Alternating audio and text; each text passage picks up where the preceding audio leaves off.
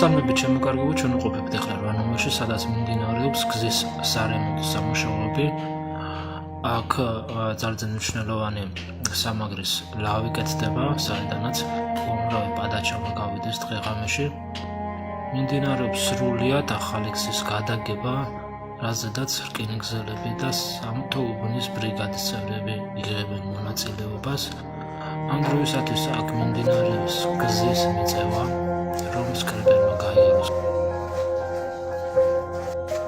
სკრეპერი არის ბუნკერისებური რკინის კონსტრუქცია, რომელსაც შემდეგ კადრებში გაჩვენებთ.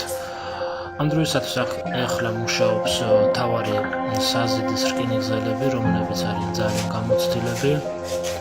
მრავალი წელია ესენი ემსახურებიან მომაყაროს და პასუხისმგებლები არიან თავისი საქმის მიმართ.